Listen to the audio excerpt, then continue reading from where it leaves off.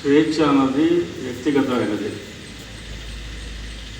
స్వాతంత్ర్యం అన్నది ఎందరో మహానుభావుల త్యాగఫలితంగా వచ్చినది. ఈ స్వాతంత్ర్యాన్ని మనం కాపాడుకునేటప్పుడే ఈ స్వేచ్ఛ అన్నది మనకు లభిస్తుంది.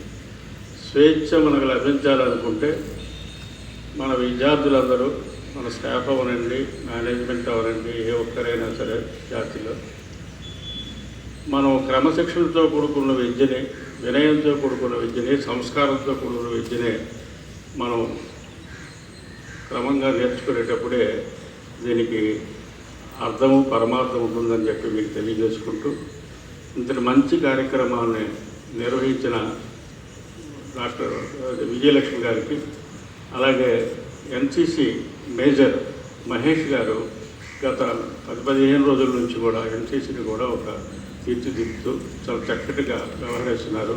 ఇక స్కూల్ స్టాఫ్ అందరూ, అటు కాలేజీ స్టాఫ్ అందరూ కూడా సహకరించి దీన్ని దిగ్విజయంగా చేసినందుకు మీ అందరికీ మరొకసారి కృతజ్ఞతలు తెలియజేసుకుంటూ, అందరికీ కూడా మరొకసారి స్వాతంత్ర దినోత్సవ శుభాకాంక్షలు తెలియజేసుకుంటూ, నాకు ఇంతటి అవకాశం ఇచ్చిన మీ అందరికీ కూడా నా కృతజ్ఞతలు.